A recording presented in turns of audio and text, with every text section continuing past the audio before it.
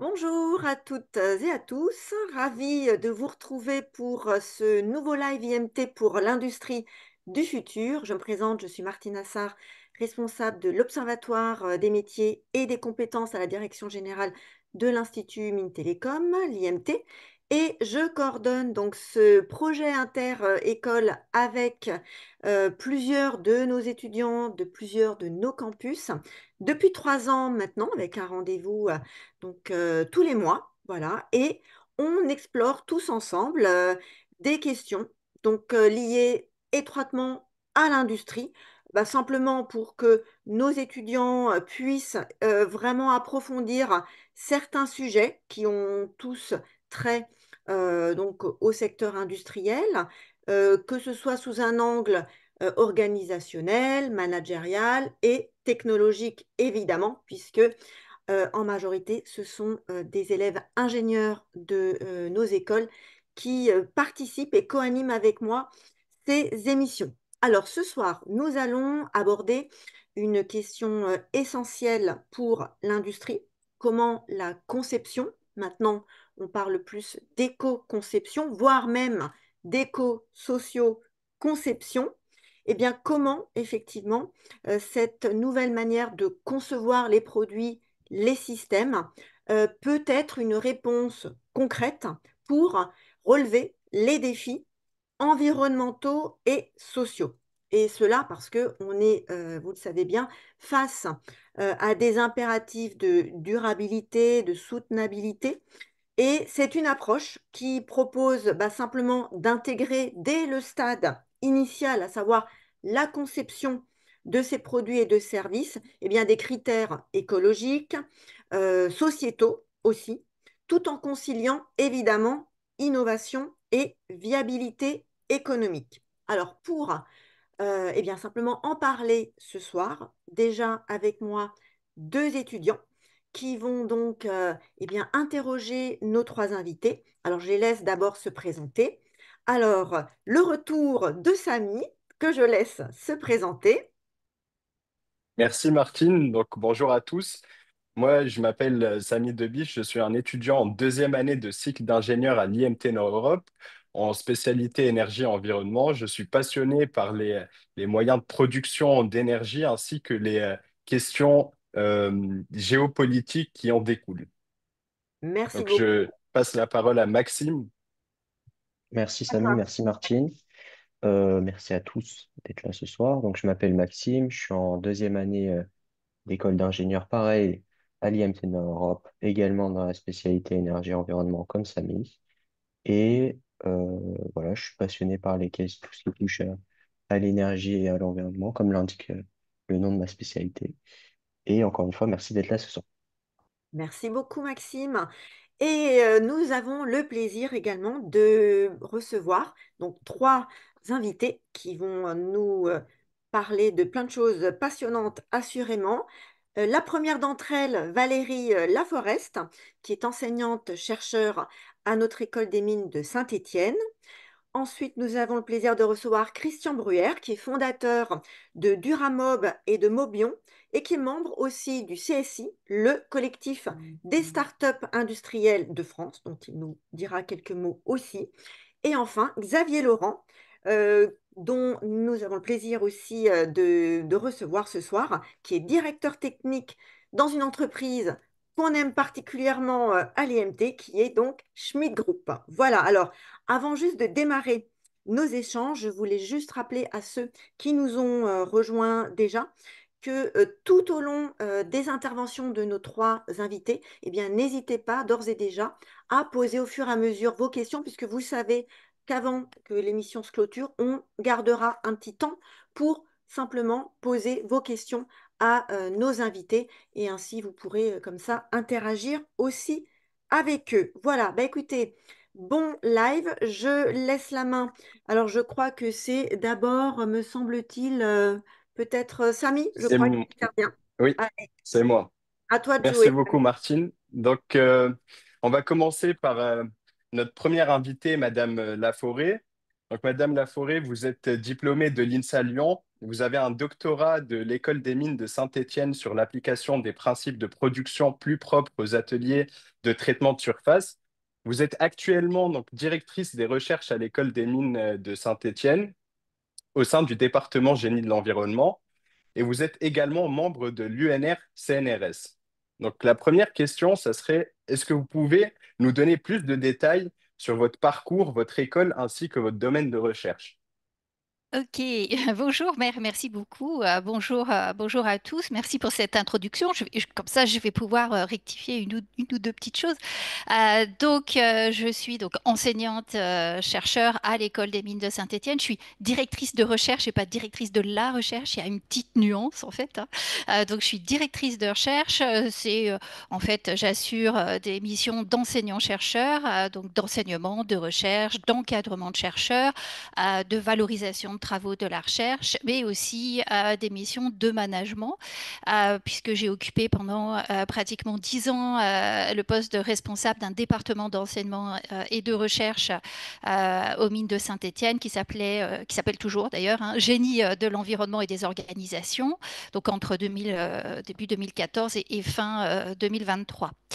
Mon parcours, vous l'avez donné, hein. Moi, j'ai fait ma thèse de doctorat à l'École des mines de Saint-Étienne sur des sujets déjà relatifs à l'environnement, hein, les technologies propres dans les ateliers de traitement de surface et la production plus propre dans les ateliers de traitement de surface.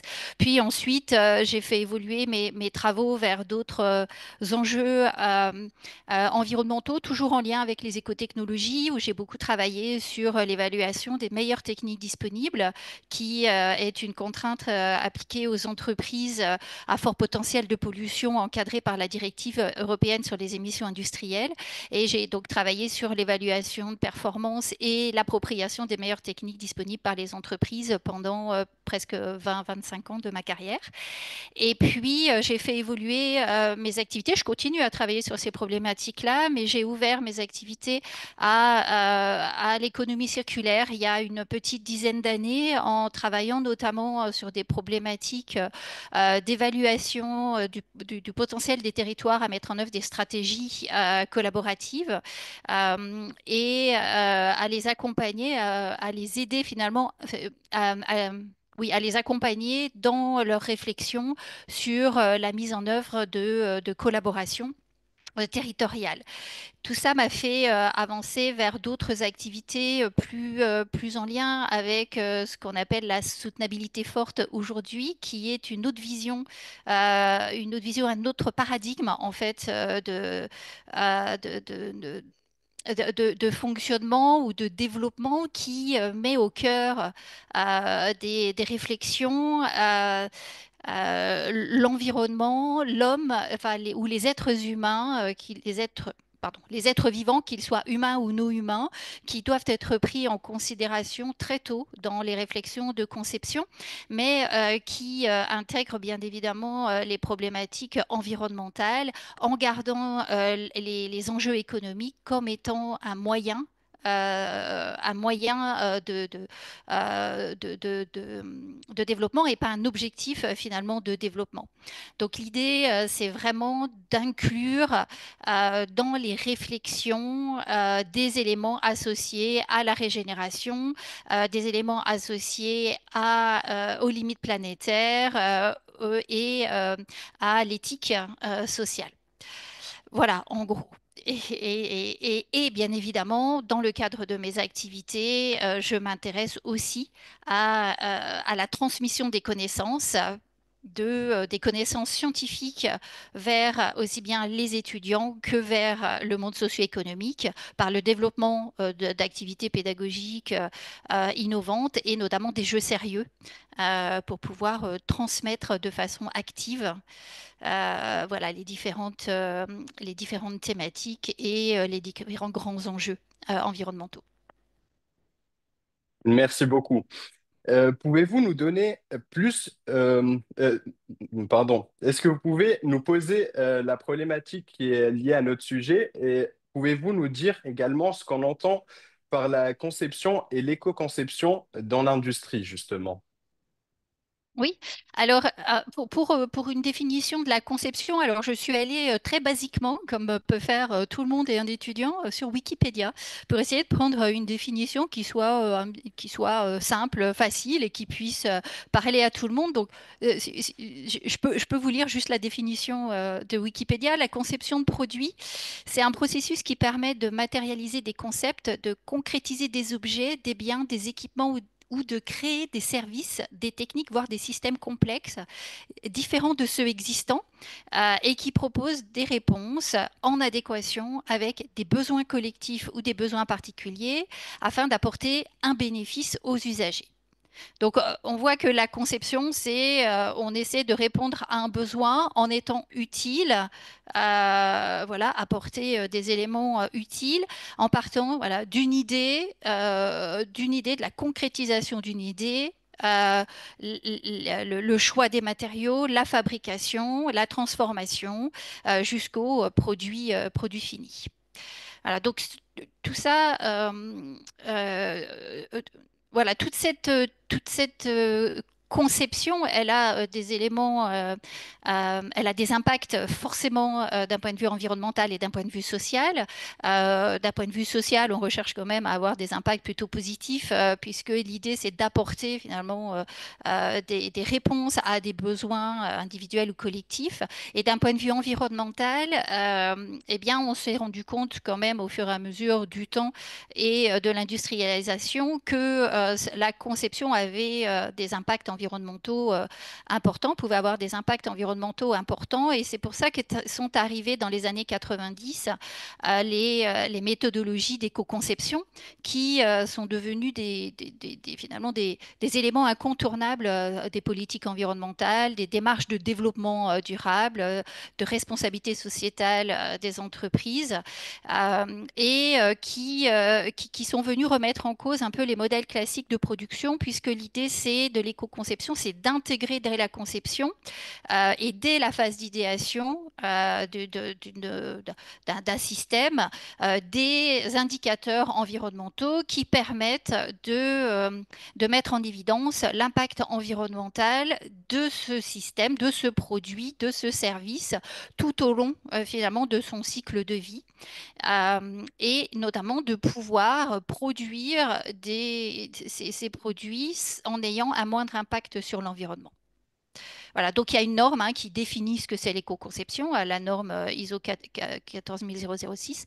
Voilà, je ne vais pas vous donner la définition de la norme, je pense que ce n'est pas forcément utile, elle reprend un petit peu ce que j'ai dit ici.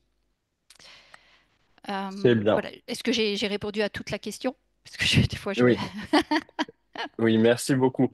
On sait qu'aujourd'hui, dans le monde dans lequel on vit, les industries sont très guidées par enfin, on demande beaucoup de performance économique, mais en même temps, on a un besoin en termes de respect environnemental et également de responsabilité sociale. Est-ce que vous pouvez nous dire, selon vous, comment l'éco-socio-conception, elle peut aider justement les industries à concilier tout ça, donc les performances économiques, l'impact environnemental réduit et la responsabilité sociale?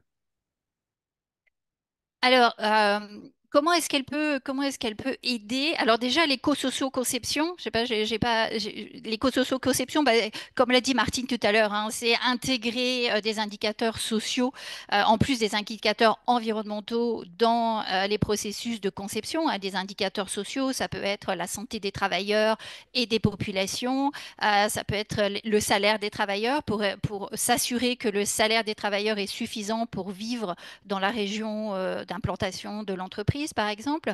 Ça peut être aussi des indicateurs plutôt sociétaux qui correspondent à des problématiques hors de l'entreprise. Est-ce que l'entreprise va, par exemple, dégrader les conditions de vie locales?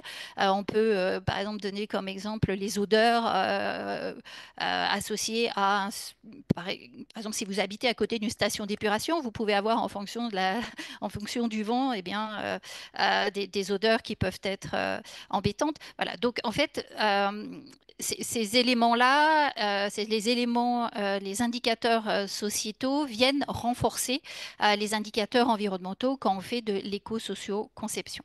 Alors, elle permet pourquoi elle permet concrètement de pouvoir aider à réduire, par exemple, les consommations de ressources ou d'énergie, limiter des coûts de production de déchets. Elle permet d'améliorer, alors aussi de démontrer, de mettre en évidence les engagements finalement des entreprises et d'améliorer, de démontrer d'une image de marque sans faire du greenwashing, bien évidemment. Justement, c'est en se basant sur des outils concrets, robustes, avec des indicateurs qui ont été validés, si on prend les différents outils et méthodologies et les normes qui peuvent exister. Elle permet aussi de promouvoir des conditions de travail éthiques, de promouvoir des conditions de respect aussi des parties prenantes en innovant dans des solutions plutôt durables, les entreprises, elles peuvent ainsi rester compétitives et aussi anticiper les réglementations futures. Et c'est ça aussi qui est important, c'est de pouvoir anticiper les réglementations futures. Merci beaucoup pour votre réponse. Donc, rapidement, en quelques mots, est-ce que vous pourrez nous dire, selon vous, quels seraient les principaux freins au déploiement de cette approche dans l'industrie et comment, justement, les entreprises pourraient surmonter ces freins? Alors, euh, les, les freins au déploiement de l'approche d'éco-socio-conception pour les entreprises, je pense qu'elles sont pas. Alors, il peut y avoir des freins liés à la volonté, mais il y a et à la connaissance aussi des outils et des méthodes, mais il y a aussi peut-être des freins qui sont liés justement au développement de ces outils et méthodes qui peuvent souvent être faites euh, par le monde de la recherche ou autres, qui peuvent être pas forcément vraiment alignés avec les besoins réels de la pratique opérationnelle de la conception. Ils peuvent voilà, parce que c'est vrai que si on développe des outils et des méthodes théoriques, eh bien, l'aspect réalité terrain peut être un peu divergente. Donc, il y a vraiment un besoin là d'aller travailler vraiment en collaboration, en recherche-action ou en recherche-intervention avec le monde socio-économique pour pouvoir proposer des outils et des méthodes qui puissent être réellement adaptés à la problématique, industrielle de conception et de vraiment aussi travailler en étroite collaboration avec les entreprises spécifiques, mais pas d'un point de vue global, permet de s'assurer de vraiment être en phase avec les besoins spécifiques de chaque acteur et de chaque industriel. Merci beaucoup. Merci, Madame Laforêt, pour votre intervention. Nous allons maintenant passer à Je notre vous en prie. second invité, Monsieur Bruer. Donc, vous êtes diplômé de l'université américaine de Rutgers. Vous êtes donc un professionnel reconnu dans le domaine de l'éco-conception. Vous avez acquis lors de votre carrière plusieurs expériences. Vous êtes notamment le fondateur de Duramob et président de Mobion. Donc, tout d'abord, est-ce que vous pouvez nous en dire plus sur votre parcours, votre entreprise Mobion et le CSI dont vous êtes membre? Merci beaucoup. Est-ce que vous m'entendez bien? Tout va bien? Nickel. Donc, merci beaucoup. Effectivement, j'ai fondé Mobion et, et je co-dirige Duramob. Le projet Mobion est un projet qui est basé sur l'économie de la fonctionnalité et de la coopération. Donc, c'est une économie où on ne vend pas de biens d'équipement, nous ne vendons que des services. Donc, nous sommes un industriel qui fabrique des biens d'équipement, mais qui ne les vend pas. Donc, on est dans un modèle où l'ensemble du process a été pensé pour être intégralement circulaire, c'est-à-dire que l'ensemble des biens d'équipement ont été conçus dès le départ pour revenir à l'usine. C'est-à-dire qu'on a une usine qui a un double flux. L'usine produit des véhicules, ils partent pour 2 ans, 3 ans, 4 ans, 5 ans, et au bout de 5 ans, ils reviennent, ils sont intégralement démontés. Les composants qui sont toujours conformes sont évidemment vérifiés, traités, fait en sorte qu'ils soient comme neufs, parce qu'ils ont été pensés pour ça, ils sont extrêmement robustes. Et on refait un nouveau véhicule avec les composants qu'on avait pensés pour cela dès le départ. Et le côté qui est très intéressant dans ce modèle, c'est qu'on est capable d'amortir les composants sur des durées très longues, puisque comme on ne les a pas vendus, on peut les garder à l'actif de l'entreprise. Et ça, c'est ce qu'on fait avec Duramob. Et du coup, ça nous permet de pouvoir les amortir sur des durées très longues. Et ça a un impact extrêmement important sur le modèle économique, parce que du coup, ça nous permet d'être plus compétitifs que nos concurrents asiatiques, qui pourtant ne respectent pas les mêmes normes que nous, n'ont pas les mêmes engagements sociaux et n'ont pas les mêmes politiques à plein d'égards. Et on arrive pourtant à être moins cher qu'eux de 30% au moins et à faire beaucoup plus de marge. Merci beaucoup. Donc, pouvez-vous nous dire quels ont été les principaux défis que vous avez rencontrés lors de la mise en œuvre de l'éco-conception dans vos projets industriels et comment avez-vous fait pour surmonter ces défis? Alors, des défis, on a eu beaucoup, hein. Il y en a eu énormément.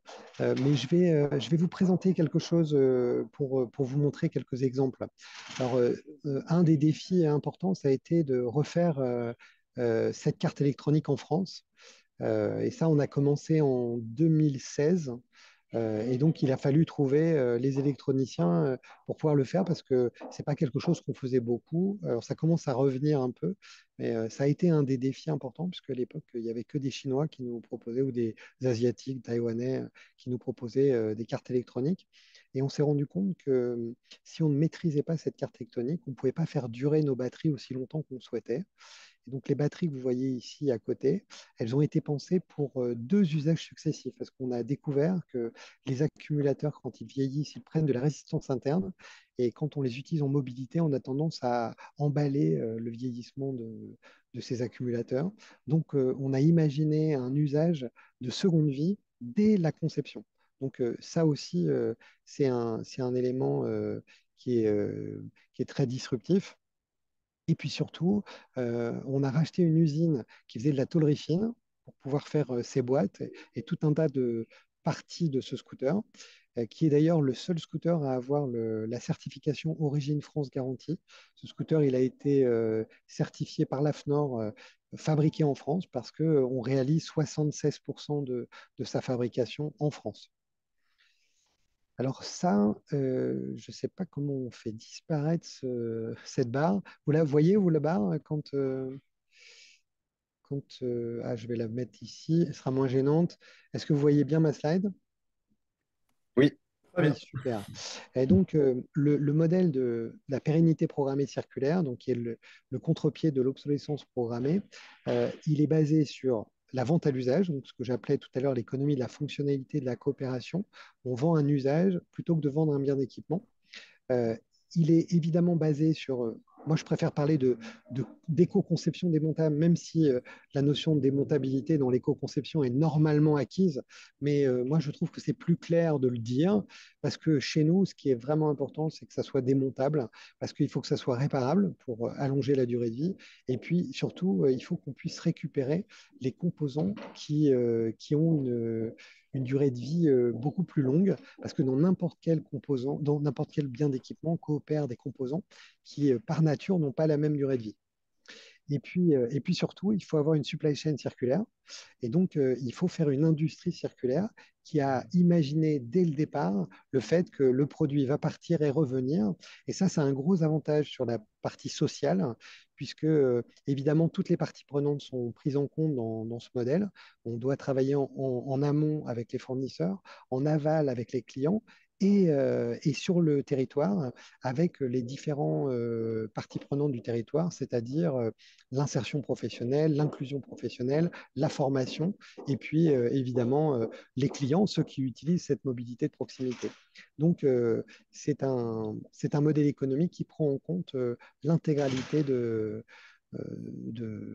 bah, des différentes phases de ce travail qui n'est pas seulement industriel, puisque il intègre l'ensemble de l'écosystème.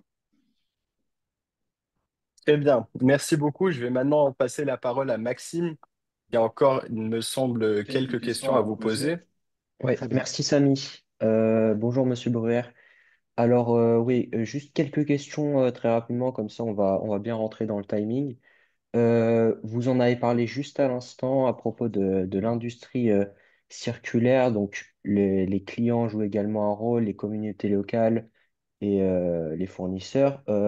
Est-ce que vous pouvez un peu rappeler très rapidement, très brièvement, comme ça c'est bien clair pour tout le monde, un peu le rôle de chaque partie prenante dans cette démarche d'éco-conception?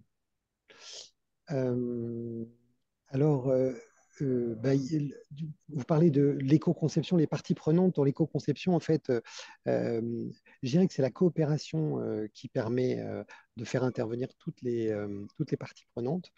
Donc, le travail démarre quand on essaye de comprendre comment on va devoir concevoir ce bien d'équipement. Et donc, on doit analyser un certain nombre de choses. Et nous, on est parti en fait de la manière dont un bien d'équipement devient obsolète. Et donc, on doit analyser si ce bien d'équipement peut être probablement, parce qu'il y a une probabilité d'obsolescence culturelle du bien d'équipement. Alors nous, sur le scooter, on s'est dit, ça existe déjà depuis des décennies et il va y en avoir encore. Les déplacements de proximité sont nécessaires et de plus en plus. Donc, on a considéré que culturellement, il n'y avait pas d'obsolescence sur le composant, sur le bien d'équipement lui-même. Ensuite, pour travailler le- le- la conception, bah, il faut travailler la nomenclature, donc ce qu'on appelle la baume, là où tous les composants figurent. Et là, on a fait un travail de repérage de l'obsolescence selon trois critères. La probabilité de rupture technologique, est-ce que le composant qu'on utilise va peut-être être obsolète demain et sera remplacé par un autre? J'ai un exemple, l'écran de notre scooter. Quand on a commencé en 2016, c'était un écran analogique avec un tout petit écran digital et le reste, c'était des aiguilles. Ça a changé. Très vite, on est passé au cristaux liquide et puis on est passé au LED monochrome. Et là, on est en train de passer au LED de couleur. Donc, l'écran, par exemple, il y a une probabilité de rupture importante. À l'inverse, euh, un aimant permanent, une vis, un bobinage en cuivre, un axe, une roue, vous avez bien compris qu'on ne va pas réinventer la roue. Et donc, du coup, là, on peut dire que la probabilité de rupture, elle est très faible. Ensuite, on va analyser la nature du composant. Est-ce qu'il y a une obsolescence calendaire aux composants? Alors, je vais prendre l'exemple de la vis ou de l'aimant permanent. Ben, il y a pas d'obsolescence parce que il est fait en métal, hein. L'aimant permanent, c'est pas moi qui ai inventé le nom. Et ce sont des composants qui ont des durées de vie très longues. En revanche, vous avez des joints qui, eux, vont sécher avec le temps, ou des carénages. Si vous avez choisi un polymère qui n'est pas de grande qualité, il va avoir une durée de vie relativement courte.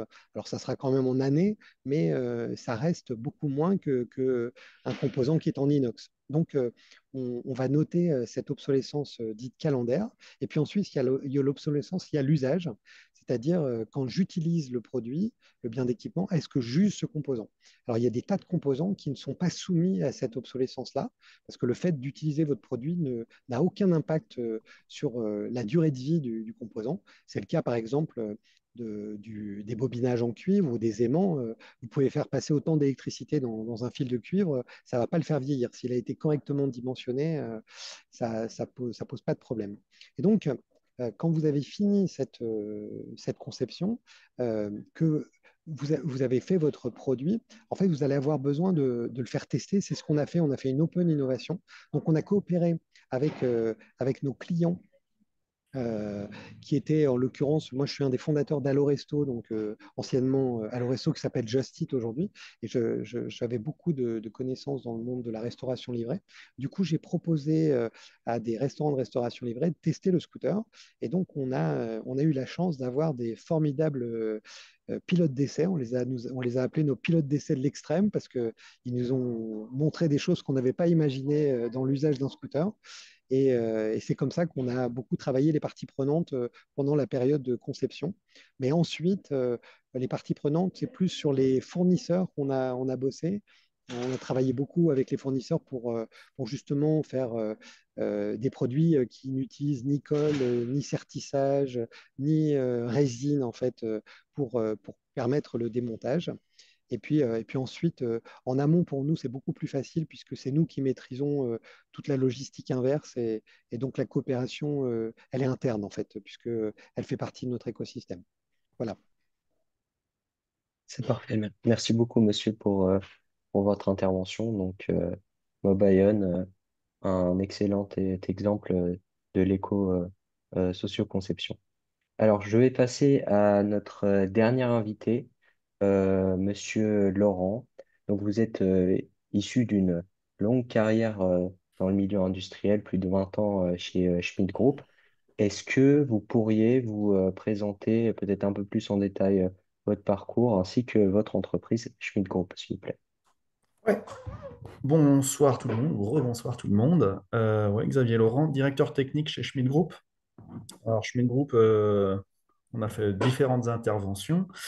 On est un fabricant, un distributeur On est très connu pour la cuisine, mais on va dire d'aménagement, parce que c'est ce qu'on souhaite, faire de l'aménagement à travers deux marques qu'on connaît très bien. Et je vais peut-être approfondir une quatrième marque après. Je suis passé de 2 à 4 comme ça. Donc, Schmitt et Cuisinella, je pense que vous connaissez. Et puis, on a lancé, là, sur les 2 dernières années, deux marques. Une marque qui s'appelle ID Pro, je ne vais pas beaucoup approfondir, mais c'est destiné aux professionnels plus qu'aux particuliers. Et puis, une marque qui s'appelle Spoon and Room, qu'on a lancée au mois de novembre dernier, sur lesquels on a fait beaucoup de travail d'éco-conception. Je vous en parlerai un peu. Et moi, mon parcours, j'ai un Master 2 maintenant, on dirait. À l'époque, on disait DESS, en productique appliquée dans les industries du bois et de l'ameublement, que j'ai fait à Besançon. Et puis, j'ai intégré à la suite de mes études Schmidt Group, donc on appelait la SALM à l'époque, revenu au nom du fondateur, Schmidt. En tant qu'ingénieur méthode, j'ai progressé dans l'entreprise à différents postes, ingénieur méthode, puis responsable de différents ateliers de production, dont un atelier de finition où j'ai beaucoup travaillé aussi pour passer les lacs hydro, les meilleures technologies disponibles. Ça a résonné tout à l'heure dans ce dont vous parliez. Et on a enfin réussi cette année à basculer sur les lacs hydro. Voilà. C'est aussi de l'éco-conception. Et ensuite, j'ai pris des postes de responsable bureau d'études jusqu'à maintenant directeur technique. La direction technique chez Schmidt Group, c'est la conception produit et process, donc l'industrialisation des nouveaux produits à partir d'un besoin marketing. Voilà, très rapidement. Parfait, merci beaucoup. Donc, vous en avez parlé un petit peu de vos différentes marques, de vos différents types de produits. Comment est-ce que ça se passe concrètement chez Schmidt Group, l'intégration de l'éco-socio-conception dans leur fabrication? Concrètement, ça se passe depuis un an et demi, où on a sérieusement accéléré. Euh, on a sérieusement accéléré parce qu'on a aussi changé notre raison d'être entre-temps euh, pour intégrer dans notre raison d'être la partie RSE. Alors, je vais essayer de vous partager mon écran, si ça veut bien. Hop là, allez, je partage tout. Est-ce que ça veut bien? Non, ça ne veut pas quand je clique là? Faut que je clique là. Allez, partager. Ouais, je vais faire comme ça. Et je vais vous partager, voilà, vite fait, cela. Je ne sais pas si vous le voyez. Je peux m'enlever là? Hop là, comme ça vous le voyez. Donc voilà, la première chose, c'est que effectivement, on a donné des nouveaux objectifs RSE à l'entreprise. On a été certifié B Corp l'année dernière. Et vous voyez, bah, on s'appuie sur les trois piliers, hein, économique, social et environnemental. On va beaucoup parler de ça ce soir. Et sur la partie environnementale, effectivement, nos objectifs, ils sont sur le carbone, la biodiversité. Donc pour nous, la biodiversité, la traduction, c'est vraiment utiliser des bois 100% certifiés d'ici 2030. Alors on y est presque déjà. Et puis avoir 100% de produits éco-conçus. Voilà un peu ce qu'on a gardé. Et donc ça se concrétise effectivement, premièrement par notre raison d'être. Hein, on s'était déjà Inspiring Living Spaces et on a effectivement rajouté for a Sustainable Living avec un bel accent anglais. Et surtout, tout ça, c'est incarné par Anne Metzgen, que vous avez déjà interviewé, il me semble, il n'y a pas si longtemps. Alors, attendez, je vais essayer de revenir sur vous. Je ne sais pas comment je fais ça. Comme ça. Vraiment, pas comme ça, hein.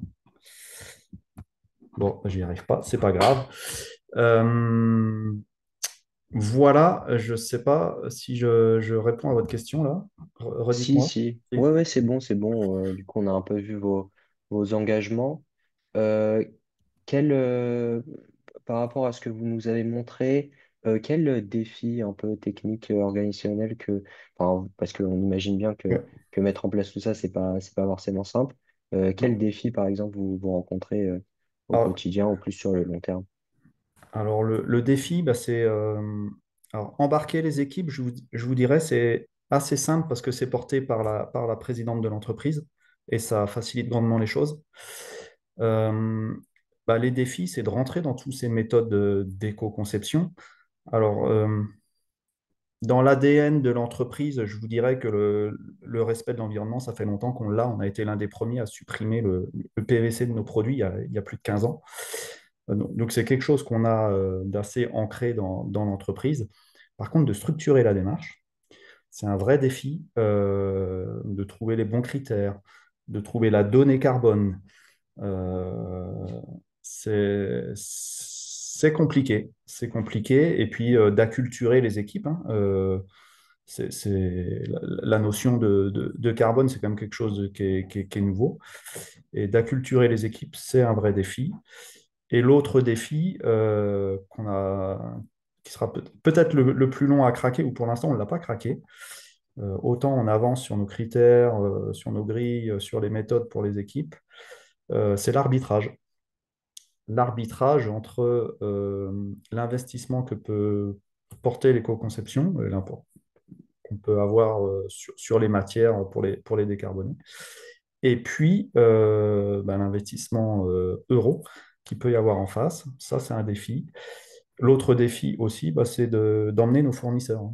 On en parlait tout à l'heure, emmener nos fournisseurs et puis emmener notre réseau aussi, notre réseau de magasins, de clients. Parce que aujourd'hui, l'éco-conception, ou du moins un produit éco-conçu, n'est pas la priorité de nos consommateurs. Donc, porter les priorités dans ce monde-là, l'avantage qu'on a très clair, c'est que c'est porté par la présidente. Donc, tout le monde y va, forcément. Euh, mais il faut emmener les parties prenantes, comme vous le disiez tout à l'heure. Hein. Ça, c'est des enjeux. Merci. Euh, du coup, vous avez parlé un petit peu de l'attente des consommateurs. Je me demandais comment est-ce que vous gérez cet équilibre entre attente des consommateurs, donc forcément potentiellement un prix plus bas, vous derrière également vos coûts de production pour pas qu'ils soient trop élevés et toujours garder cette exigence de qualité et d'éco-conception. Comment est-ce que vous arrivez à maintenir cet équilibre? Alors, quelque part, l'équilibre, il va être facile à trouver parce que l'éco-conception, ça va. Alors, tout le milieu industriel est en train de se développer là-dessus. Donc, on va profiter des gains de tout le monde. Et puis, surtout, c'est une nécessité. On a pu rencontrer l'une ou l'autre entreprise. C'est une nécessité de décarboner. C'est une nécessité d'utiliser moins de matière parce que, tout simplement, la matière sera de moins en moins disponible. Donc, il faut traiter ces points-là. Donc, ce n'est qu'un investissement de temps, peut-être un peu d'argent, mais c'est une nécessité. Voilà. Passer sur des matières recyclées, c'est une nécessité. La matière va se raréfier, et la matière vierge encore plus. Donc, l'arbitrage de façon concrète, parce que je vous dis, c'est une nécessité, mais de façon concrète, on a mis des méthodes d'éco-conception en place pour les équipes. On est en train encore de les affiner, de les déployer. Et c'est pas simple de faire un arbitrage entre un acheteur, entre une personne de marketing et puis un responsable RSE. Donc il y a tout simplement des comités d'arbitrage jusqu'au niveau du CODIR pour simplement arbitrer parce que ce ne sera pas simple dans les premiers temps. Voilà. Et puis tout ça, ça va se mettre en route, ça va se piloter tout simplement après. Merci. Merci On pour est votre on est dans réponse. l'industrie, vous savez, on aime bien les processus. Hmm. Puis nous, on est dans une industrie alsacienne, donc on aime vraiment beaucoup les processus. On est J'imagine. très câblé pour en mettre en place. J'ai vu sur votre diapo juste avant, moins Ouais. 30% d'émissions carbone. Oui.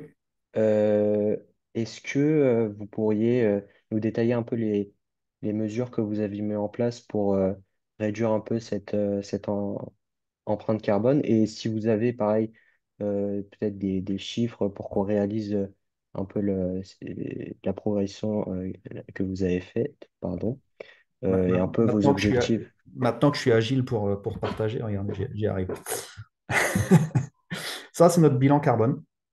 Ah, il pique un peu, 481 000 tonnes. Et vous voyez, je vous parlais tout à l'heure des difficultés qu'on a sur la data, par exemple. Ça, c'est le bilan qu'on a édité en 24, donc sur 2023, sur les émissions 2023. En dessous, vous avez là donc 480 000 tonnes. Quand on l'a fait en 2020 sur les données 2019, on a trouvé 280 000 tonnes. Et pourtant, on a produit à peu près le même volume. Et je vous assure qu'on n'a pas dégradé notre produit. Donc, c'est vraiment la data, la différence entre les deux. Et la grosse data qui a changé, c'est la partie électroménager. Ouais. Donc, pour illustrer le propos de la difficulté, voilà, c'est celui-là. Et on a discuté avec d'autres industriels qui changent leur data 2 fois par an, hein, pour réussir à avancer sur ce côté carbone. Donc, un peu comme tout le monde, le nerf de la guerre pour arriver aux accords de Paris, il est beaucoup sur le scope 3. Nous, notre ambition, c'est scope 1 et 2 de baisser de 45% à 2030 et de baisser le scope 3 à 30%. Euh, je dirais que là-dessus, il y a 2 leviers sur le scope 3. Il y a quelque chose que je pourrais vous appeler l'éco-sélection, parce que la moitié de notre bilan carbone, il est sur l'électroménager. Mettons sur le marché de l'électroménager, on n'en développe pas, mais on le met sur le marché, donc il impacte notre bilan. Et donc là, on a des leviers d'éco-sélection, c'est-à-dire que plutôt que de proposer à nos consommateurs des électros E, F, ce qu'on voudra, c'est de monter en gamme B, C, D, A, j'en sais rien. Donc ça, c'est un scénario d'éco-sélection. Et après, là, sur l'éco-conception, pour vous montrer un tout petit peu plus notre bilan carbone. Voilà. On le retrouve là. Enfin, vous savez lire ça aussi bien que moi, je pense. Hein, notre scope 3 avec la matière, l'utilisation produit. Mais quand je regarde ce qu'il y a un peu dans la matière, hein, vous retrouvez ici la partie électro, on en a parlé, ça c'est de l'éco-sélection. Et les 2 premières matières qui me posent problème, c'est le métal et c'est le bois. Voilà. Alors le bois, je vous dirais, on fait des meubles en bois, donc c'est assez logique que ce soit impactant. Mais dans le bois, ce qui est impactant, c'est particulièrement les cols qui sont utilisés dans les panneaux. Donc là, c'est un travail qu'on a lancé depuis plusieurs mois, voire années avec nos fournisseurs, voilà, pour aller chercher des cols biosourcés ou d'autres méthodes. Et le métal, de la même façon, alors on se dit une cuisine, vous en avez tous à la maison, certainement, c'est beaucoup du bois, mais vous avez aussi des tiroirs qui sont souvent en métal. Et ben, c'est ceux-là qui pèsent lourd dans notre bilan. Et donc là, de la même façon, c'est un travail avec nos fournisseurs pour aller chercher du métal avec une part de recyclé plus importante, supprimer des zones qui ne servent à rien en dimensionnement des matériaux. Voilà. C'est ce type d'action-là qui nous permettront de taper fort cette partie-là. Et après, voilà, je peux hop, là, vous montrer cette slide-là ce que j'appellerais le progrès permanent. Vous voyez, l'an dernier, on a gagné 1700 tonnes alors, sur 481 000. Vous allez me dire, waouh, la route va être longue. C'est vrai, mais on a ces 2 leviers importants et on a les leviers de progrès permanent, de la conception de tous les jours, euh, supprimer de la matière. Dans certains cas, l'an dernier, voilà, je vois un point sur le support filler, là, c'est 50 tonnes qui ont été gagnées. L'an dernier, on a passé nos poubelles en matière 100% recyclée. Tout ce progrès permanent, j'appellerais du progrès permanent, qu'on peut apporter à notre offre toute l'année. Et ça, effectivement, l'ambition, si j'enlève la partie purement électro, et je me concentre sur la partie meuble, il va nous rester quelque chose comme 200 000 tonnes à aller chercher. Et le progrès permanent, d'ici 2030, on l'estime à aller chercher 30 000 tonnes. Donc, ces petites reconceptions de notre offre vont nous permettre effectivement d'impacter cette partie. Donc, deux gros leviers sur les matières principales, effectivement. Et le deuxième levier, bah, ça va être le progrès permanent qu'on peut faire sur nos équipes, sur nos fournisseurs, toute l'année, toute l'année, toute l'année. Aller chercher du taux de recycle plus élevé, du recyclable plus élevé. Voilà.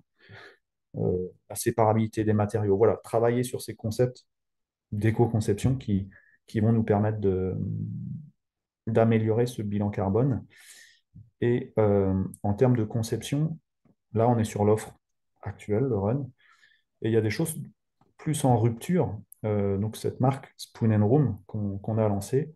Et pour le coup, je me retrouve assez dans le travail qui a été fait par Mobion, là, sur ce qu'on a pu mener. C'est-à-dire qu'aujourd'hui, une cuisine, ça va de mur à mur, vous l'installez et vous la bougez plus pendant 20 ans. Et puis, si vous déménagez, vous la laissez là parce que c'est un bien immobilier. Voilà. Et cette marque Spoon and Room qu'on a lancée, pour le coup, dès sa conception, on a pris le parti que ce soit un produit évolutif, déménageable. Donc, on est parti sur un produit structure métallique pour aller chercher de la robustesse, pour pouvoir démonter, enfin remonter, démonter X fois. C'est-à-dire que cette cuisine, vous déménagez, vous l'emmenez. Et de la même façon, on a rendu les choses simples pour qu'il n'y ait pas besoin d'avoir un professionnel du montage. Donc, c'est beaucoup de systèmes de clips et ainsi de suite. Alors, attendez, je vais essayer de vous la montrer parce que je l'ai ouvert sur Internet avant. Allez, on va repartager tout ça. Hein. Euh, Il y a une petite vidéo qui tourne là, et vous allez voir que ça ne ressemble pas forcément à une cuisine. On ne va pas de mur à mur, vous voyez qu'il y a une crédence, voilà, son concepteur qui l'a travaillé. On est sur des systèmes de clips, sur du déménageable, assez simple, sur toute la conception. Et ce qu'on a là-dedans, c'est que, bien sûr, vous avez envie de changer de modèle, la structure va rester, et puis on va changer les pièces de parement, les façades, les façades, les joues, ce qui va fortement, effectivement, réduire au final l'impact carbone de votre cuisine sur sa durée de vie, quoi. Voilà. Donc ça, c'est un gros travail avec beaucoup de concepts d'éco-conception. Donc là, je vous parle produit, mais sur cette gamme de produits, on a été chercher de la logistique décarbonée pour la livraison. Donc les derniers kilomètres sont livrés en électrique, la grande distance en HVO. Chercher des matières, on a été chercher des taux de recyclé beaucoup plus élevés sur le métal qu'habituellement, du bois, des matières 100% recyclées, ainsi de suite. Donc on a été chercher pas mal de concepts d'éco-conception. Par contre, euh, c'est une nouvelle marque parce que c'est beaucoup de ruptures par rapport à nos deux marques actuelles aussi. Voilà différents exemples qui peuvent être menés du micro, je dirais, de l'éco-conception de tous les jours, parce que c'est important.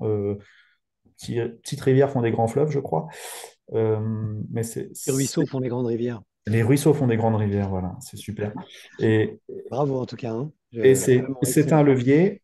Il y a d'autres leviers, et puis il y a des ruptures, comme on essaye de pousser avec Spoon and Room. Voilà. C'est Parfait. différents axes euh, qui nous engagent. Voilà.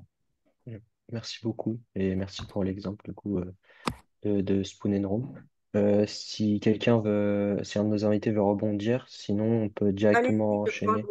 Valérie, vous souhaitiez intervenir. Vous avez votre micro fermé. Oui, merci beaucoup. Oui, je me posais la question, alors ça va être une question peut-être pour vous deux. Euh, donc, on a parlé beaucoup d'indicateurs carbone, CO2, parce que c'est celui sur lequel on va directement, parce que le mieux maîtrisé, etc., le mieux intégré dans les outils, et puis le mieux compris, etc. Est-ce que vous vous êtes intéressé à d'autres indicateurs environnementaux? J'ai vu que vous aviez parlé, par exemple, de biodiversité. Mais voilà, il y a beaucoup d'autres indicateurs environnementaux qui existent, d'impact, qui permettent aussi pas peut-être, qui permettent d'identifier si on fait du multicritère, si on n'a pas des transferts d'impact d'un côté à l'autre quand on change de stratégie. Voilà, notamment, je pense à l'eau, peut-être que c'est quelque chose que vous avez regardé, mais il y a aussi la toxicité, l'écotoxicité. Comme vous avez éliminé, je parle du dernier exemple, mais Monsieur Bruer, la question vaut pour vous aussi. Quand vous avez éliminé des cols, des solvants, etc., je pense que sur cette partie toxicité, écotoxicité, je ne sais pas, peut-être acidification, eutrophisation, qui sont des indicateurs d'impact environnementaux qu'on utilise en analyse de cycle de vie, pour les personnes qui écoutent, pour que ce soit plus clair. Voilà, et qui proviennent de transformation d'indicateurs de flux, hein, de consommation en impact environnemental. Voilà. Est-ce que vous regardez aussi ces autres indicateurs? Qu'est-ce que vous en faites? Voilà. Alors, Et vous l'avez fait déjà, la analyse de cycle de vie. Vous l'avez dans une de vos slides. oui, alors on s'y intéresse beaucoup. On a une problématique énorme chez Schmidt Group, c'est qu'on ne vend pas une seule cuisine pareille.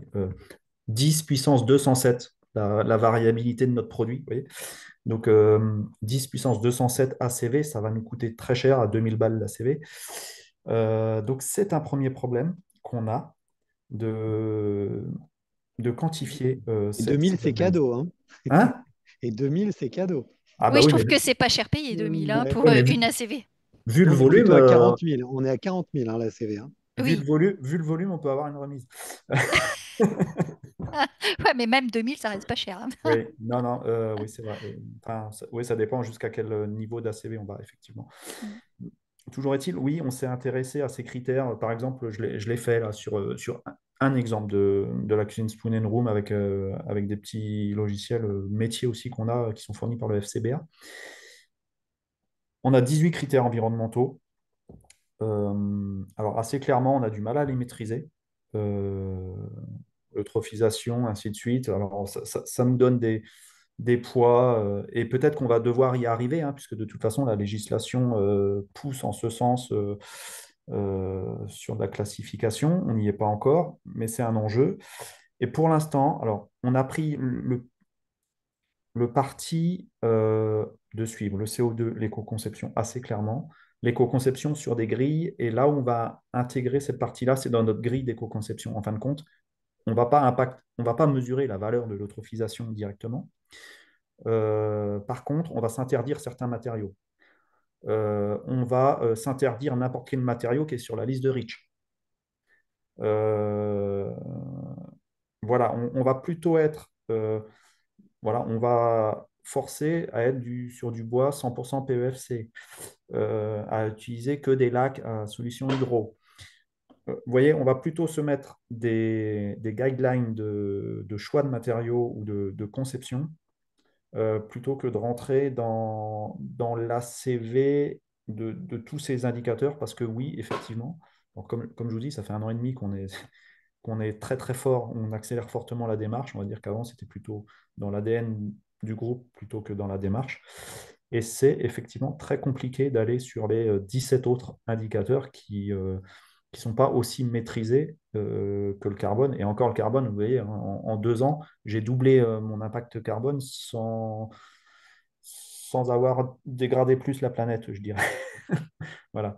Donc oui, effectivement, c'est assez compliqué, mais on est dans la démarche, on les regarde.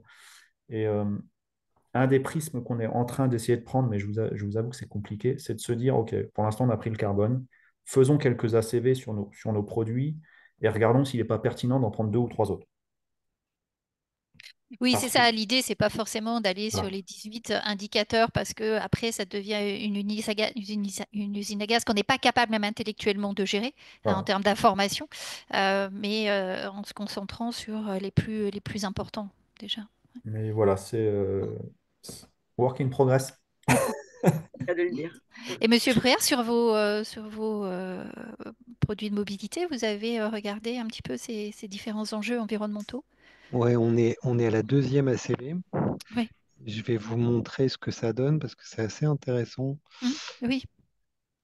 Je partage du coup. Surtout que vous avez un modèle économique qui est différent parce que vous êtes sur de l'économie de fonctionnalité, donc vous avez, voilà, dans le cycle de vie, vous avez Est-ce que vous voyez? Très Ouais. bien. Je ne sais pas comment faire disparaître cette barre là. Elle m'énerve. Mais nous, on voit bien, hein. Nous, on Nous, voit on voit pas de impeccablement. barre, hein, Christian. Oui, Nous, on a, voilà, nous n'avons pas de barre. Tout va bien. Donc, tout va bien, très bien. Donc ça c'est un scooter Mobion pensé pour une industrie circulaire, vendu uniquement à l'usage. Ça, c'est un scooter électrique qui ne l'est pas. Donc on voit qu'on est entre deux et trois fois plus d'impact, puisqu'il n'y a aucune circularité qui est prévue là. Là, c'est un scooter thermique, donc celui qu'il y a aujourd'hui encore dans les rues, hein, puisqu'il y a très peu d'électriques encore, même si ça commence à se développer dans les grandes villes. Le, le- le parc, il est essentiellement thermique. Et ça, c'est une petite voiture thermique qui peut être remplacée par un scooter électrique dans certains cas. C'est pour ça on a fait ça. Et en l'occurrence, là, on a fait sur une unité fonctionnelle de livreur. Donc, c'est sur un kilométrage assez élevé, puisqu'il roule 15 340 km par an en moyenne sur nos logiciels de gestion de flotte. Voilà. Donc la différence, c'est 266 kg équivalent CO2 pour la M1, c'est le scooter de Mobion, et 2 tonnes 80 pour un scooter à essence différent. Et ça s'explique très bien hein, quand vous regardez, en fait, je vais essayer de vous montrer ça, c'est ce qu'on réemploie, en fait. Tout ce qui est en vert et bleu, c'est ce qu'on réemploie pour refaire un moteur. Parce qu'en fait, finalement, dans le moteur, on va changer la peinture, les joints, les connecteurs, éventuellement les roulements, mais nous, on met des roulements de très haute qualité, donc on fait plusieurs centaines de milliers de kilomètres avec. Et voilà. Donc en fait, c'est que la partie en marron et jaune qu'on va changer. Tout le reste, non. On le réemploie scooter après scooter, parce que en fait, le moteur, comme je l'expliquais tout à l'heure, il n'y a pas d'obsolescence des matériaux ni par l'usure, parce qu'il n'y a pas d'usure. La seule usure, elle est dans les roulements. Et il n'y a pas d'obsolescence. On est déjà ça, c'est un bien d'équipement qui a plus de 90% d'efficacité énergétique, donc il y a pas de sujet. 93% de la valeur est réemployée. Et pour les batteries, tout à l'heure, je vous en parlais. Les batteries du scooter, elles ont été pensées pour être mises dans des armoires de charge en seconde vie. Donc, on passe du scooter as a service au storage as a service, au stockage as a service, ce qui est bien parce qu'on est toujours en mode SaaS. Ça plaît beaucoup aux investisseurs. C'est pour la petite blague. Et sinon, ça, c'est une conception démontable pour l'électronique. Et vous voyez, la carte électronique, elle est intégralement démontable. C'est-à-dire qu'on n'a pas fait de multicouche. Donc, tout le monde nous dit, mais il est énorme, votre BMS. Mais nous, on s'en fiche parce qu'on peut le réparer. Et donc, ça change tout. Et vous voyez, on a des cartes électroniques qui sont séparées. Quand c'est nécessaire de les séparer, on les sépare. Parce que ça a beaucoup plus de sens de pas les mettre toutes ensemble pour des raisons de réparabilité ou de réemploi. Donc, en fait, on n'est pas du tout. Moi, je me bats contre le recyclage. Nous, on dit que le recyclage est un aveu d'échec à la conception. Je ne veux pas recycler. Je veux réemployer. Et je me bats aussi contre la sobriété et la frugalité que je trouve contraire à nos intérêts. Parce que si on fait robuste, on ne peut pas faire frugal. En fait, il faut être sobre dans la durée. Il ne faut pas être sobre au moment où on conçoit. Ça, c'est une grosse erreur qui est commise par les éco-concepteurs. Ils veulent être sobres au départ. Et en fait, c'est pas une bonne technique. Alors, je ne sais pas si vous connaissez Olivier Hamon, mais si vous ne le connaissez pas, je vous invite tous à aller l'écouter. Vous allez adorer. Il parle beaucoup de robustesse et il explique pourquoi Mm. la robustesse est l'antidote à la performance. Il est venu nous faire une conférence il y a 2 semaines, je crois. Ah ouais, bah, Ah, Ouais, c'est top, hein. ouais, il est formidable. Ouais. voilà. Messieurs les étudiants, regardez Mm. sur Internet, vous allez trouver ça, c'est top. Et Ouais. le, Ah, et puis en plus, il est drôle. oui, et le titre Antidote occulte de la performance, si vous le cherchez. Oui. Eh ben, merci beaucoup à tous de vos interventions. Alors, on va quand même prendre, parce qu'on arrive bientôt au terme de ce live, mais néanmoins, on a quand même une question dans le chat que je vous soumets à toutes et tous. Alors, c'est, pourriez-vous rappeler s'il existe une solution simple, comme un label ou une norme, pour aider le consommateur à distinguer de réelles pratiques d'éco-conception ou de RSE d'éléments de communication qui se rapprocheraient plutôt du greenwashing. Alors, comment on fait finalement quand on est consommateur la différence entre l'un et l'autre? Pour l'instant, sur la cuisine, le meuble, c'est compliqué et c'est une vraie problématique. On n'en a pas parlé, mais quand on construit, nous, notre grille d'éco-conception, on essaye de se rapprocher le plus possible des référentiels métiers ou des référentiels de l'ADEME. Mais vous Mm. pouvez trouver des confrères que je ne citerai pas, mais je vous invite à être critique. Vous allez avoir des surprises voilà, des gens qui vont dire que du bois massif, c'est fantastique, sauf que le bois massif, il vient de l'autre bout du monde et on peut en reparler. Voilà. Mais oui, il y a beaucoup de labels auto-proclamés. Bon, la Commission européenne, la France va mettre le haut là dans tout ça, hein. On est dans un train réglementaire là, jusqu'à 2027, 2028 qui est très très important et qui va fortement ralentir, hein. Dans l'ameublement, on va avoir des notes d'impact environnementaux, ainsi de suite, qui seront pour le coup là cadrées. Mais à date, effectivement, il y a à boire et à manger. Vous Ouais. êtes Bicorp quand même, j'ai vu. Oui, nous, on est Bicorp, oui, tout à fait. C'est quand même déjà un bel effort. Oui, bien sûr. Mais je parle pas de nous, je parle du marché. Et D'accord. sur le marché, Non, non, mais aujourd'hui, parce que la question, c'était est-ce qu'il y a des labels qui permettent de voir qu'il y a un effort qui est fait? Celui-là alors, en est un. oui, mais il est beaucoup plus large que l'éco-conception, hein. On est bien d'accord. C'est un label, effectivement, RSE. RSE, alors il y a aussi des normes ISO, hein, enfin, Mm. ISO 18001, je crois, de mémoire, sur la gestion de l'énergie, mais je me trompe peut-être, c'est la 50001, je crois C'est à plutôt. 50 000, hein. Voilà, voilà, il y a des normes qui existent, effectivement.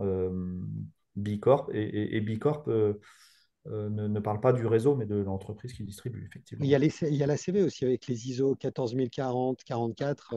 Oui, Voilà. Et on peut retrouver sur le site de l'ADEME, Agir pour la transition, .adem.fr, une liste des écolabels qui existent en fonction des différents produits, mais qui vont pas être sur l'éco-conception même, hein, mais plutôt reliés à des impacts environnementaux ou des efforts environnementaux qui peuvent être faits. Euh, et après, on peut voilà, ce qui est fait aujourd'hui, c'est par exemple les indices de réparabilité, tout ce qui est en lien avec la loi AGEC, euh, sur la loi anti-gaspi pour une économie circulaire. Voilà, mais effectivement, c'est assez difficile de s'y retrouver parce qu'il y a une quantité importante de labels qui sont plus ou moins sérieuses. Mais vous pouvez aller voir sur le site de l'ADEME ou du gouvernement et vous allez trouver les labels qui aujourd'hui sont validés comme n'étant pas normalement du greenwashing. Alors, Valérie, Plus, voilà, juste un mais mot. ouais. Juste un mot, Valérie. Oui, Vous avez parlé du label d'indice de réparabilité qui ne oui, c'est concerne pas vraiment un que label, d'une. c'est pas un label, hein, c'est une Ouais, information. ah Voilà. non, c'est plus qu'une information, parce Vous que l'aviez mis sur votre slide tout à l'heure. non, C'est pas celui-là? C'est c'est pas un celui-là, pardon. indicateur alors justement, J'ai pas. Oui. je vais Ah, répondre parfait. à cette question-là. Très bien.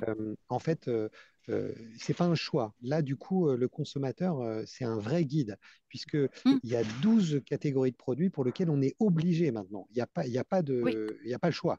On est obligé de l'afficher, son indice de Hmm. réparabilité. Et d'ailleurs, je vous informe qu'il ne s'appelle plus indice de réparabilité depuis quelques mois, il s'appelle l'indice de durabilité. Oui, tout à fait. Oui, oui, effectivement. Et Merci. donc, on a beaucoup travaillé sur ce sujet.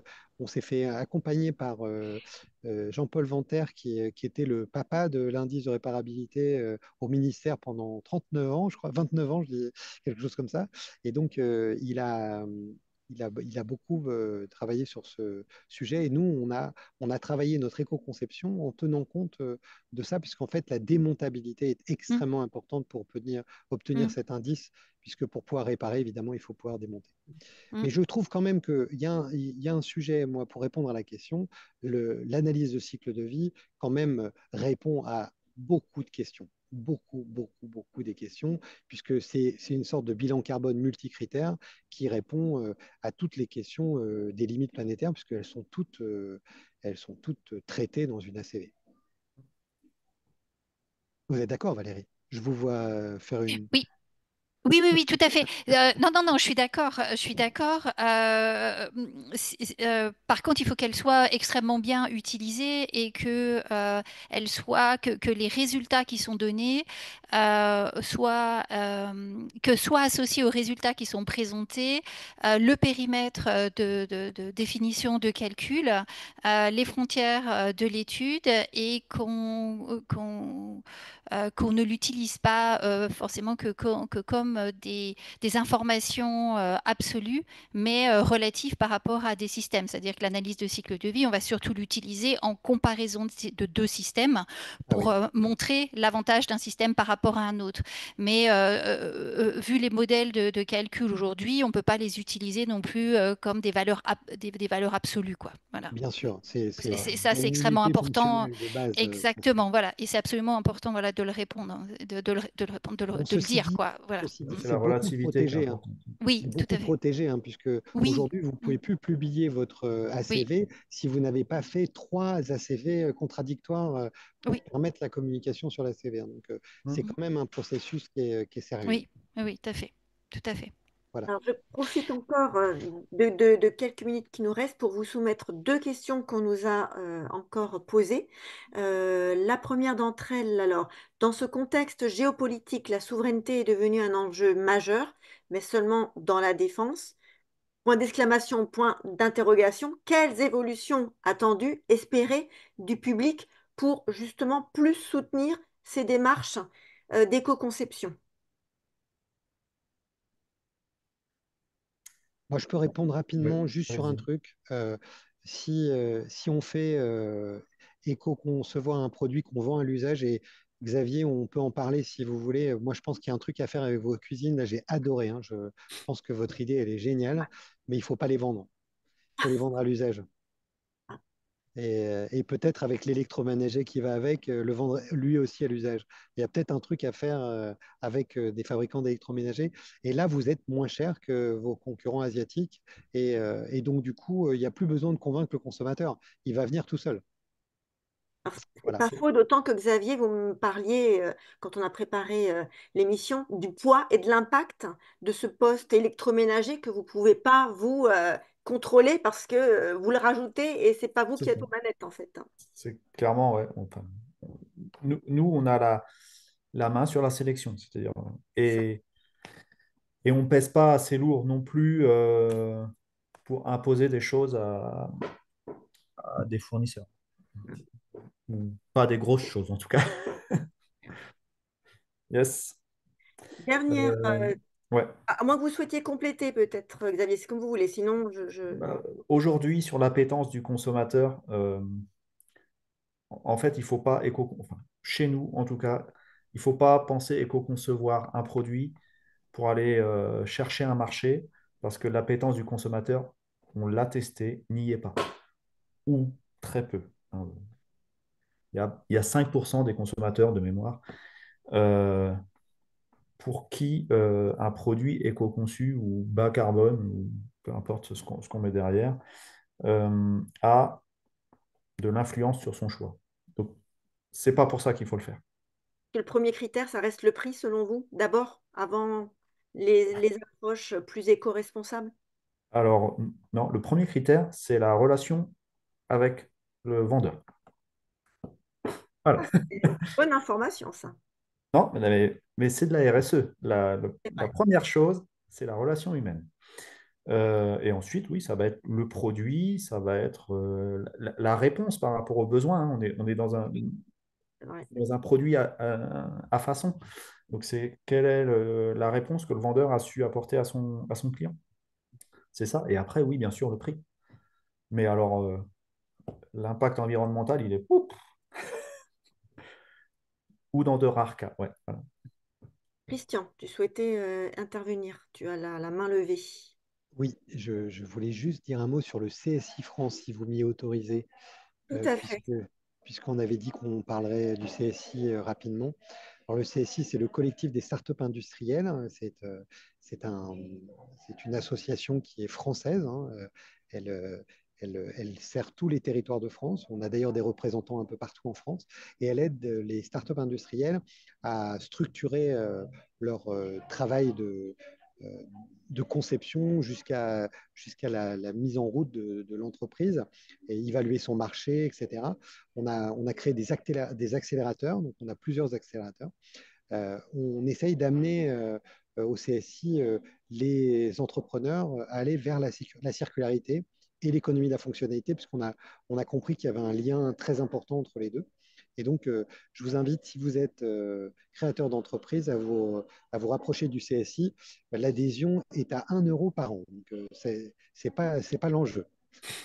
Et vous Voilà. ne prêchez pas dans le désert, parce que dans notre public, nous avons aussi des jeunes entrepreneurs, notamment étudiants, qui sont connectés. Donc, je pense qu'une mise en relation sera simple à faire, en tout cas pour les adresser vers ce collectif qui est très actif.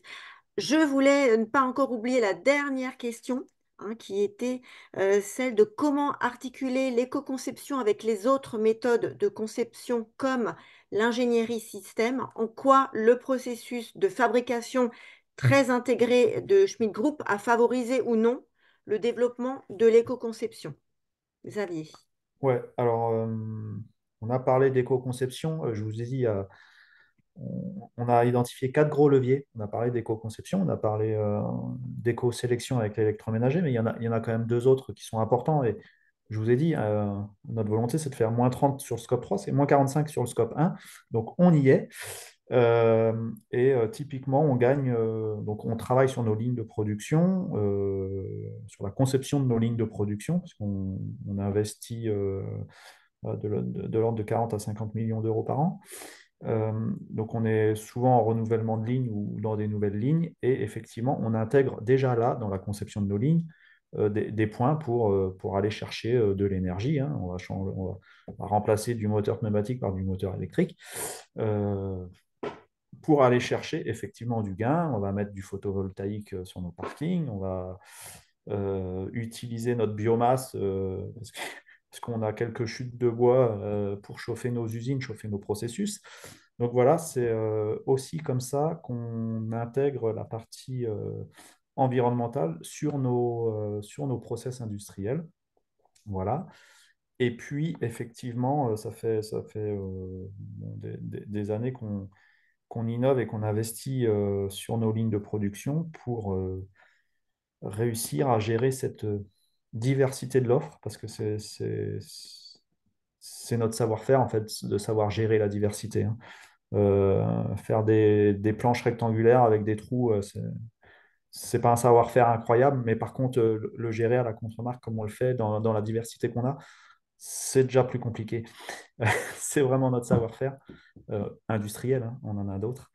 Et oui, c'est comme ça qu'on intègre aussi notre capacité à innover sur nos produits grâce à notre industrie. Si j'ai répondu. Je pense que oui, Xavier. Et en tout cas, un grand merci déjà à tous. Je pense qu'on pourrait rester encore Oui, on un peut. bon moment tous ensemble pour creuser un petit peu la question. En tout cas, c'était vraiment très riche et très constructif, hein. Je vous remercie avec nos deux étudiants, la Samy et Maxime, ce soir de ces échanges. C'était vraiment super. Et puis, comme il faut quand même conclure, donc on va en tout cas rester sur bah, tous ces contenus vraiment riches que vous nous avez partagés, en vous disant déjà, donnant déjà comme information que demain vous aurez accès au replay qui sera donc disponible et qu'on mettra en ligne sur la chaîne YouTube de l'IMT. Alors, on n'aura pas forcément tout, voilà, tout résolu comme réponse, en tout cas tout donné comme réponse pour cette équation entre ces approches d'éco-conception plus la performance des entreprises, hein. On a vu que c'est des démarches qui s'installent dans le temps, hein. Xavier, Christian, vous nous avez montré un petit peu tout ça. Donc, à suivre, en tout cas, hein. On pourra refaire un point ultérieurement, Xavier, pour vous suivre un petit peu sur Pas de souci. bonne performance. En tout cas, c'est intéressant que tu aies donné ce rendez-vous-là. Et avant de conclure ce live, voilà, je voulais aussi vous dire que le mois prochain, avec nos étudiants, eh bien, on s'intéressera donc à un autre sujet qui sera celui du VIE, donc le volontariat international en entreprise, sujet qui intéresse aussi bien nos étudiants parce que c'est toujours une expérience enrichissante aussi que d'aller à l'étranger pour pouvoir faire un peu ses armes et surtout venir en appui d'un tissu en général de PME qui ont besoin un petit peu de ces forces vives pour aller porter leurs activités à la connaissance d'autres pays. Donc voilà, donc ça c'est le rendez-vous du 24 avril prochain à 18h30. N'hésitez pas non plus à vous inscrire d'ores et déjà. Sinon, eh bien, il me reste donc à vous souhaiter une très bonne soirée à tous et à toutes, à nous retrouver bien sûr au mois d'avril. Et puis pour conclure, bah, vive l'industrie. Merci Merci, beaucoup. merci Merci. beaucoup. À Bonne bientôt. soirée. Merci Au à revoir. tous. Au revoir. Merci, bonne soirée. Au revoir.